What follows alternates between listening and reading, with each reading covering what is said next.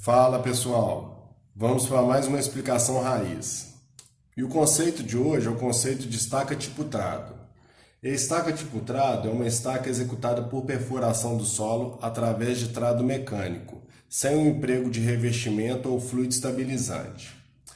Então, a representação gráfica dos projetos de fundação, diferente da representação gráfica de projetos de contenção e outras soluções, é uma representação simples.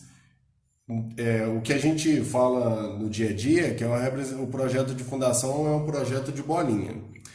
Então, qual que é a apresentação do projeto? É a apresentação da locação das fundações, a representação do diâmetro e as informações de execução, como comprimento e comprimento de armação e detalhamento de armação, é feito quase sempre com a utilização de tabelas e textos informativos dentro do projeto.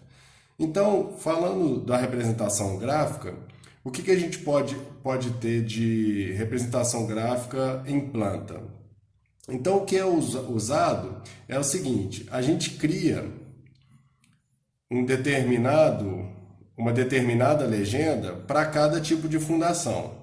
Então, o que é usual é que dentro de uma determinada região ou na apresentação de um projeto é que se utilize apenas uma solução, tá?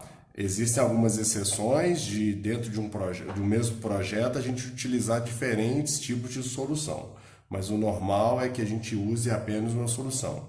Então, se a gente fez um estudo geotécnico e esse estudo geotécnico apontou a possibilidade mais econômica, mais eficaz da utilização de uma estaca tipo trado, por exemplo, então a gente utiliza só a estaca tipo trado. Então, o que a gente determina? A gente determina alguns tipos de legenda, por exemplo, se eu tenho uma estaca, de diâmetro de 30 para uma estaca tipo trado, então eu determino que a minha representação gráfica dessa estaca é uma bolinha com uma achura. Então a gente indica e distribui dentro do projeto essa legendinha para informar que naquela posição, naquela locação vai ter uma estaca de diâmetro de 30 e a gente pode colocar o seu comprimento aqui na planta também, por exemplo, ou informar esse comprimento em uma tabela, tá? Então, se a gente tem um comprimento diferente, um diâmetro diferente, o que a gente pode ter? A gente pode ter uma legenda diferente. Então, lá na planta a gente informa que essa estaca tem um comprimento diferente, tá? Então, se a gente tiver a opção de apresentar o comprimento dela aqui, a gente apresenta, ou se não na tabela. Isso é para agora conversando sobre uma apresentação de projeto, isso é usual quando a gente não consegue garantir uma apresentação com cores, tudo bem? Porque a gente poderia usar basicamente um círculo de uma determinada cor para representar aquele diâmetro. Então, uma observação aqui, voltando, né? É sempre interessante que a gente desenhe o elemento de fundação na sua escala real.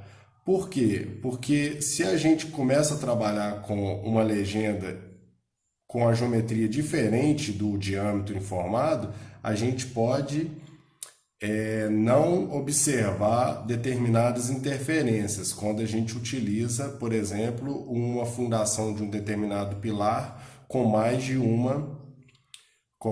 uma fundação. Então é sempre importante que essa legenda no projeto, na apresentação do projeto de fundação, ela esteja com uma geometria real, tudo bem? Então aqui a gente tem a opção de colorir essa estaca de vermelho, por exemplo. Para ela imprimir, quando a gente plotar, ela plotar na cor vermelha. E, por exemplo, o diâmetro de 40, ela apareça na cor azul, por exemplo. Então, se a gente conseguir garantir que as cores irão aparecer na plotagem, é uma opção também. Ou a gente apresenta como legenda, ou a gente apresenta com cor, diferenciando sempre os diâmetros, tá? Ou você pode mesclar as duas coisas. Acrescentar legenda com cor, isso não é até melhor. A gente modifica o tipo de legenda e modifica também o tipo de cor. Tudo bem? E por que isso é importante? Para a gente tentar garantir que o pessoal de obra consiga executar o diâmetro certo na posição certa, porque o que mais acontece quando a gente tem uma deficiência de apresentação dos projetos é o pessoal de obra trocando diâmetro